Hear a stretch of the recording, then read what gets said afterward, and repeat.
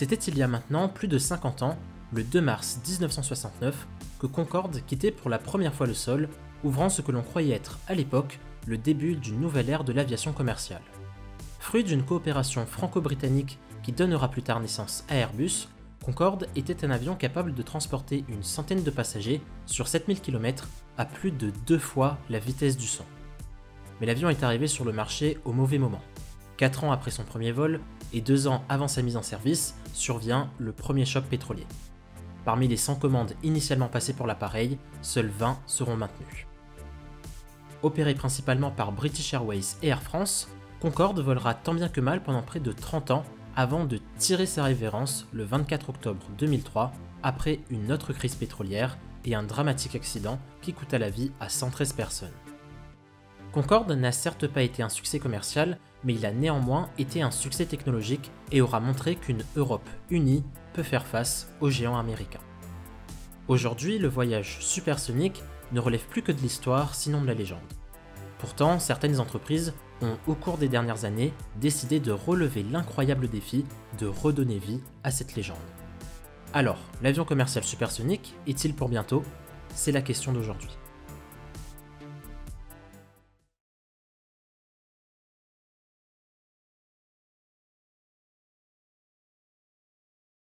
Construire un avion commercial supersonique est très ambitieux et nécessite beaucoup de recherche, d'études, de calculs et d'argent. Quand on y réfléchit bien, Concorde est le seul projet de son genre à avoir véritablement abouti. Des projets de ce genre pourtant, il n'en manquait pas à l'époque. Que ce soit Boeing avec son 2707, Lockheed avec son L2000 ou encore Tupolev avec son Tu-144 qui, même s'il a en effet pu voler, a dû arrêter toute activité de transport de passagers moins de 3 ans après sa mise en service. Depuis Concorde, aucun constructeur aéronautique majeur n'a réellement envisagé la possibilité de commercialiser un avion supersonique. Alors pourquoi cette ambition est-elle remise au goût du jour? Avant tout, il faut comprendre qu'il est maintenant plus facile de construire un avion de ce type que dans les années 1960-1970. À l'époque, pour les ingénieurs, tout était à découvrir sur le vol commercial supersonique. Quel type d'aile choisir, quel type de matériaux, quel type de commande de vol ou encore quel profil aérodynamique. Les ingénieurs d'aujourd'hui, eux, ont déjà les réponses à ces questions ou au moins des pistes. Non seulement ont-ils donc des pistes, mais ces pistes en question sont précises. Elles sont agrémentées de calculs, de rapports, de tests qui ne permettent pas simplement d'apprendre, mais également de comprendre. Développer un avion commercial supersonique est aussi aujourd'hui beaucoup plus simple grâce aux programmes informatiques qui permettent de quasiment tout simuler et donc d'anticiper d'éventuelles pannes que l'on ne pouvait à l'époque détecter que par un coûteux vol d'essai. En bref, mener un tel projet est aujourd'hui donc moins coûteux d'un point de vue financier, mais aussi d'un point de vue intellectuel. La volonté de construire un avion commercial supersonique peut aussi s'expliquer par les nouveaux besoins de notre société. Nous vivons dans un monde de plus en plus mondialisé, où tout s'accélère et où l'on cherche à tout optimiser. Au temps de Concorde, un banquier parisien pouvait, en une journée, aller à New York pour y négocier des contrats pendant plusieurs heures et être rentré à son domicile avant minuit, heure de Paris. Voyager plus vite que le son, c'est pouvoir voyager professionnellement dans le monde sans subir les effets du décalage horaire puisque l'on rentre tous les soirs chez soi. Prendre l'avion est alors moins fatigant et on est donc beaucoup plus productif, ce qui est essentiel dans notre société actuelle. Malgré tout, même si depuis la crise du Covid-19 les déplacements professionnels en avion sont grandement revus à la baisse, il y aura encore des raisons pour lesquelles ces déplacements resteront nécessaires, comme pour la signature de contrats, l'inspection d'usines ou encore les déplacements gouvernementaux par exemple. Et puis nous le verrons en troisième partie, mais aucun constructeur aéronautique majeur comme Boeing ou Airbus n'envisage actuellement de lancer un projet d'avion commercial supersonique. Il n'y a que des petites ou moyennes entreprises en course. Pourquoi cela? C'est en fait assez simple. Boeing, Airbus, Bombardier, etc. Ces entreprises travaillent avant tout pour garder ou pour gagner des clients que sont les compagnies aériennes. Pour leur vendre des avions, il faut répondre à leurs besoins. Et à l'heure actuelle, ce dont les compagnies aériennes ont besoin, ce sont des avions économes en carburant, ce qui, nous allons le voir, n'est pas le point fort des projets d'avions commerciaux supersoniques. Au jour d'aujourd'hui, il n'y a malgré tout pas de quoi s'exciter car la route vers un avion commercial supersonique est encore longue. En effet, même avec les avancées technologiques modernes, le vol supersonique reste un défi. D'abord, il y a le problème du bruit. Les émissions sonores sont très réglementées dans l'aérien et depuis 1972, leur niveau standard a été divisé par plus ou moins 10. Pour mesurer le niveau de nuisance sonore d'un avion, l'OACI utilise le système EPNDB que l'on peut traduire par bruit effectif perçu en décibels. L'EPNDB mesure grosso modo la gêne ressentie par un être humain au passage d'un avion à proximité.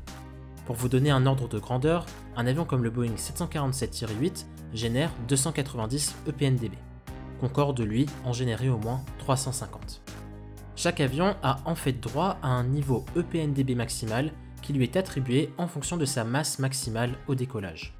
Or, voler au-delà du mur du son demande des moteurs très puissants qui sont en général très bruyants par rapport à la taille ou la capacité de l'avion. Je vous citais Concorde tout à l'heure, mais on peut aussi prendre l'exemple du Rafale qui à l'atterrissage génère 110 décibels, ce qui est bien plus qu'un Boeing 747 qui n'en génère lui que 75. Construire un avion commercial supersonique conforme aux restrictions sonores sera sûrement compliqué. Ensuite, toujours dans la thématique des nuisances sonores, il y a le problème du bang supersonique. En effet, au-delà de Mach 1, les ondes sonores sont tellement comprimées qu'elles se compactent en une seule couche et créent un bang sonore caractéristique. Ce bang supersonique a d'ailleurs fait la une de l'actualité l'année passée lorsqu'un Rafale de la permanence opérationnelle a survolé Paris à plus de Mach 1 pour intercepter un avion de ligne qui ne répondait plus aux appels radio. Pourtant, le passage du mur du son est très codifié puisque les pilotes de chasse ne peuvent pas le franchir en dessous de 10 km d'altitude. Et même au-dessus, le bang fait encore trembler nos fenêtres.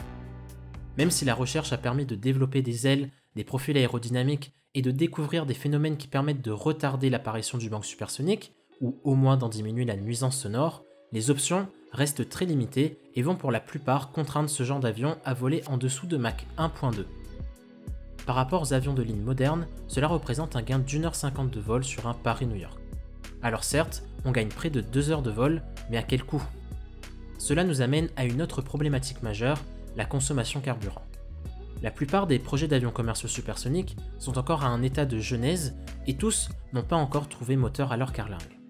Mais ces projets semblent tous s'orienter vers des moteurs dits à taux de dilution moyen. Allez, petite explication rapide. Le taux de dilution est un indicateur de l'efficacité d'un moteur à réaction. Sur les réacteurs modernes, la poussée est obtenue grâce à deux flux d'air. Le flux d'air dit primaire, qui est aspiré, comprimé, mélangé à du carburant, puis enflammé, ce qui crée une explosion faisant avancer l'avion. Et le flux d'air dit secondaire, qui va lui passer autour du compresseur et qui va accélérer à cause de la réduction du diamètre de l'entonnoir réacteur. Le taux de dilution s'obtient en faisant le rapport entre le débit d'air du flux secondaire et celui du flux primaire. Plus le taux de dilution est élevé, plus le moteur est dit efficace, puisqu'une plus grande partie de la poussée est générée grâce à de l'air non mélangé à du carburant. Les moteurs qui équipent l'A320 classique ou encore le 737 NG, les avions conçus dans les années 80-90, ont des taux de dilution qui tournent autour de 5 à 6. Sur l'A320 Neo ou le 737 MAX, des avions beaucoup plus récents, les moteurs ont des taux de dilution qui vont de 9 à 11. Aucun des projets d'avions commerciaux supersoniques actuels ne prévoit d'utiliser des réacteurs qui pourront dépasser un taux de dilution de 4. Même s'il est vrai que ces avions supersoniques voleront à haute altitude, où la consommation carburant est réduite, ils consommeront tout de même 1,5 fois plus de carburant à l'heure qu'un A320 classique. Donc grosso modo, un avion commercial supersonique consommerait autant qu'un A320 classique sur un Paris-New York. Les avions de type 737 MAX et A320 Neo seront du coup moins coûteux à exploiter. On va l'approfondir dans la prochaine partie, mais vous commencez sûrement à saisir qu'un avion supersonique sera cher à développer et toujours plus cher à exploiter que les avions subsoniques. La seule façon de le rentabiliser sera donc d'augmenter le prix du billet, ce qui rendra ce genre d'appareil accessible uniquement à une élite. Il sera peut-être déjà plus accessible qu'autant de Concorde, mais restera tout de même destiné aux plus aisés. Pour finir, je vais donc vous parler des 3 principaux projets d'avions commerciaux supersoniques. On commence d'abord avec le S512 de Spike Aerospace. Projet lancé en 2014, le Spike S512 vise à développer un business jet supersonique qui transportera 18 passagers sur 11 000 km à Mach 1.6. La vitesse n'est cependant pas la seule caractéristique du S512. Des 3 projets qui seront présentés, c'est le seul qui prétend arriver à son objectif en utilisant uniquement 2 moteurs à réaction. Notez que l'avion devrait également proposer une cabine digitale. En fait, les passagers n'auront pas de hublot traditionnel, mais des écrans LCD à la place qui pourront au choix afficher des présentations, des films ou tout simplement le paysage extérieur grâce à des caméras capables de filmer à 360 degrés autour de l'avion. L'avion devrait aussi permettre une réduction de la nuisance sonore du banc supersonique, ce qui devrait l'autoriser à voyager au-dessus des terres en vitesse de croisière. Selon les mots de Spike Aerospace, le S512 générera en vol de croisière autant de bruit qu'un doux applaudissement ou qu'un petit bruit de fond.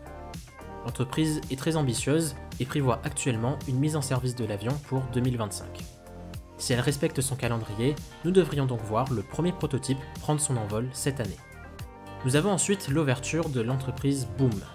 Le projet qui a été lancé en 2014 vise à développer un avion de ligne supersonique qui transportera 55 passagers sur 8300 km à Mach 2.2. Ce projet est selon moi celui qui a le plus de chances d'aboutir. Depuis son lancement, l'entreprise Boom a reçu de nombreux soutiens financiers, notamment celui de la compagnie aérienne Japan Airlines, de l'équipementier Collins Aerospace ou encore même de l'US Air Force. Et puis par rapport aux autres entreprises, Boom a déjà produit un prototype, le XB1, qui devrait prendre son envol cette année afin de valider le design de l'ouverture. Ce qui est très intéressant avec ce prototype, c'est qu'il permettra de démontrer la viabilité technique du projet ainsi que de lui apporter la visibilité nécessaire afin d'initier, on l'espère, d'autres investissements pour lancer la construction de l'ouverture. Et puis il y a l'AS2 d'Aerion. Projet encore une fois lancé en 2014, l'AS2 vise à développer un autre business jet supersonique qui transportera 12 passagers sur 9300 km entre Mach 1.2 et Mach 1.4. Cet avion serait donc le plus lent des trois présentés dans cette vidéo. Mais pourquoi ? En fait, lorsque l'avion survolera les terres, il prendra avantage d'un phénomène atmosphérique appelé Mach Cutoff qui permet à un avion volant à très haute altitude, entre Mach 1 et Mach 1.2, d'empêcher le banc supersonique d'atteindre le sol et donc d'atténuer les nuisances sonores dues au vol supersonique. En termes de chances de succès, je le placerai personnellement juste derrière l'ouverture de Boom. Même si aucun prototype n'a encore paru à ce jour, l'entreprise bénéficie non seulement d'un très bon partenariat avec le géant Lockheed Martin pour le développement de l'avion, mais aussi du soutien du motoriste General Electric qui travaille actuellement sur la production du moteur qui équipera l'AS2, le General Electric Affinity. Maintenant que nous avons une vision plus éclairée sur le sujet, nous pouvons répondre à la question « Le vol commercial supersonique est-il pour bientôt ?» Question à laquelle je réponds oui. Pas de quoi s'exalter, parce que selon moi, il sera réservé à une clientèle assez aisée, certainement destinée au marché des business jets, et peu d'avions de ce type voleront. Car ne vous y trompez pas, même sur le marché des business jets, il n'y a pas que la vitesse qui compte. Le coût d'exploitation est aussi un facteur d'achat très important. Or, selon une étude menée par le German Aerospace Center, le coût d'exploitation d'avions commerciaux supersoniques serait au moins 2 fois supérieur à celui des avions privés actuels. Après, il n'y a pas que des organismes privés qui sont intéressés. L'attention portée par l'US Air Force démontre que l'utilisation de tels avions à des fins publiques pourrait être possible, auquel cas, le coût d'exploitation pourrait être un facteur d'achat un peu moins important. Vous pouvez tout à fait être en désaccord avec moi et vous pourriez aussi avoir raison. L'aviation moderne est à un tournant de son histoire. L'année dernière, le monde professionnel découvre qu'en fait, tous les déplacements en avion ne sont pas nécessaires. Depuis son bureau, derrière son écran d'ordinateur, on peut aussi en une journée parler avec des clients ou des partenaires aux 4 coins de la planète. Non seulement cela simplifie beaucoup les choses d'un point de vue logistique, mais aussi d'un point de vue financier, car on peut limiter les dépenses liées aux frais de déplacement. Enfin, et je finirai par ce point, il faut compter que de plus en plus d'entreprises, comme Airbus, se lancent dans le développement d'avions neutres en carbone. Plus ça va aller, plus on peut imaginer que le coût du carburant traditionnel va augmenter, augmentant par la même occasion le poids du coût d'opération dans la balance au moment de la décision d'achat. De façon générale, ce n'est pas facile de trancher. Cet épisode d'Aviactualité touche maintenant à sa fin. S'il vous a plu, n'oubliez pas le petit pouce bleu, et si vous voulez plus de contenu de ce genre, vous pouvez aussi vous abonner et activer la cloche. Alors juste avant de vous quitter, j'aimerais vous faire remarquer que la chaîne a récemment passé le cap des 1000 abonnés. J'en profite donc pour vous dire un énorme merci. Si on est arrivé là aujourd'hui, c'est avant tout grâce à vous qui commentez mes vidéos, qui mettez des mentions j'aime, qui vous abonnez, qui partagez et relayez mes vidéos. Alors je le répéterai jamais assez, mais merci, merci, merci 1000 fois.